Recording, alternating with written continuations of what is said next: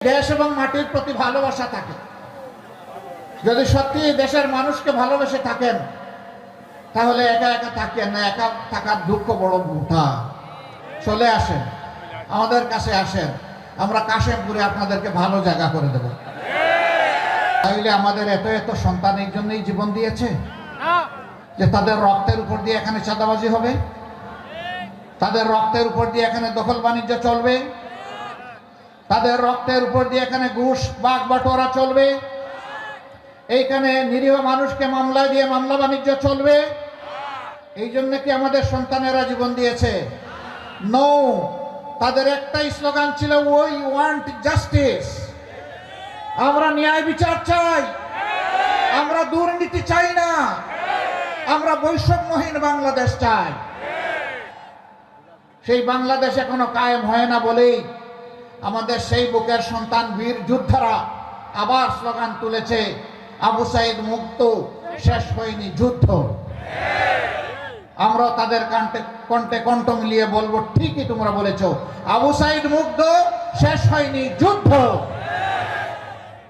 একটা মানবিক বাংলাদেশ, দুর্নীতি মুক্ত বাংলাদেশ, দুঃশাসন মুক্ত বাংলাদেশ কায়েম না হওয়া পর্যন্ত আমরা থামবো না। আল্লাহর কসম, আমরা থামবো না। মিডিয়া এখন থেকে কালোকে কালো বলবে, সাদাকে সাদা বলবে, চোখে চোখ রেখে খবর পরিবেশন করবে। কিন্তু এখনো বাংলাদেশের বিভিন্ন জায়গা থেকে আসে, কোনো চাঁদাবাজের বিরুদ্ধে যখন কোনো সাংবাদিক বন্ধু সত্য খবর তুলে ধরেন, তখন তাকে হত্যার হুমকি দেওয়া হয়, তাকে দেখে নেওয়ার হুমকি দেওয়া হয়। মাঝে মাঝে সেই অডিও ভিডিওগুলো সামাজিক মিডিয়ায় চলেও আসে। আমরা সবাইকে বলি, আরেকবার যুদ্ধের জন্য প্রস্তুত হন। গাছ, খারাপ ফলের গাছ কাটা পড়েছে, কিন্তু আগাছা রয়ে গেছে, এগুলাকে পরিষ্কার করা হবে ইনশাআল্লাহ। আর রাজনৈতিক বন্ধুরা, সবাইকে বলি, দেশটাকে ভালোবাসো। দেশকে ভালোবাসার অর্থ হচ্ছে, আজ থেকে আমি আর চাঁদাবাজি করব না, দখল বাণিজ্য চালাবো না, ঘুষ খাবো না, মানুষকে ভয় ভীতি দেখাবো না, কারো ইজ্জত লুণ্ঠন করবো না। যখন তখন নিজেদের মাঝে আমরা যুদ্ধ করব না। অনেক সময় নিজেদের মাঝে যুদ্ধ হয় না, পদ পায় নাই, পদবি পায় নাই, দুই দিক থেকে লেগে যায়, নিরীহ মানুষ অথবা নিজের কর্মীকে অনেক সময় মেরে ফেলে। এগুলাও তো চলছে, এগুলা বাদ দেন। অনেক হয়েছে, বাংলাদেশের মানুষ এগুলা দেখতে দেখতে ক্লান্ত, বিরক্ত। এগুলাকে এখন মানুষ ঘৃণা করে। এগুলো আমরা সবাই ছেড়ে দেব, এগুলো আমরা আর করবো না, কেউ করবো না। আমরা বলতে জামাতে ইসলামী বুঝাচ্ছি না, সমস্ত রাজনৈতিক দলগুলার কথা বলছি।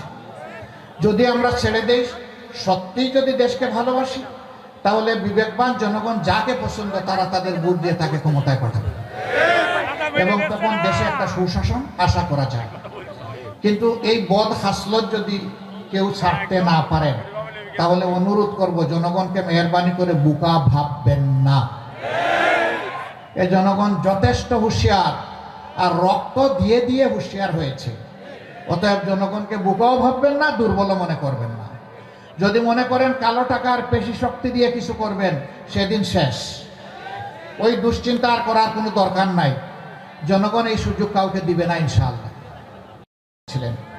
অতএব সমাজে শান্তি যখন আসবে, নিরাপত্তা যখন কায়েম হবে, যখন সমাজের হাতগুলা উন্নয়নের হাতে পরিণত হবে, তখন এখানে আর কোনো ধর্ম এবং দলের বিবেচনা থাকবে না। যোগ্য মানুষ যোগ্য জায়গায় চলে যাবে ইনশাআল্লাহ। সেই বাংলাদেশ গড়তে আমরা বদ্ধপরিকর, আমরা অঙ্গীকারবদ্ধ, আল্লাহর কাছে, জনগণের কাছে।